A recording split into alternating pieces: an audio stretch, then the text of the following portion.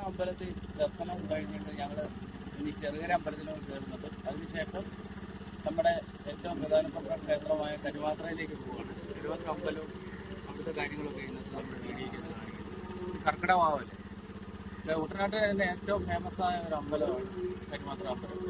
നമുക്ക് അങ്ങോട്ട് നമ്മളിപ്പോ ചെറുകരയ്ക്ക് പോവാണ്. പലർക്കും അമ്പലത്തിന്റെ അവിടുന്ന് നമ്മൾ ചെറുകര അമ്പലത്തിലേക്ക് പോകും.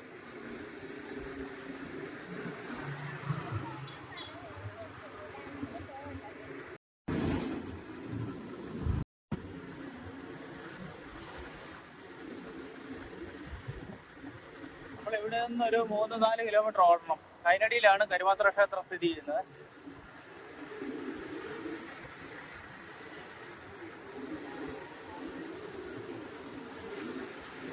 നമ്മൾ ചെറുകരയിലോട്ട് പോവാണ്.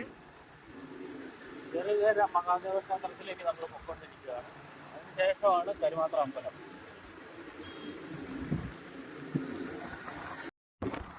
അവിടെയാണ് നമ്മുടെ വീട്.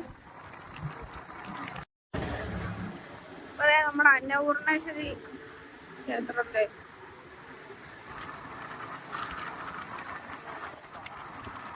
നമ്മൾ കാവാലത്ത് നിന്ന് എട്ടൻകവല വരെയായി. ഇവിടുന്ന് ഒരു 2-3 കിലോമീറ്ററിനപ്പുറമാണ് നമ്മുടെ കരുവാത്ര ക്ഷേത്രം സ്ഥിതി ചെയ്യുന്നത്.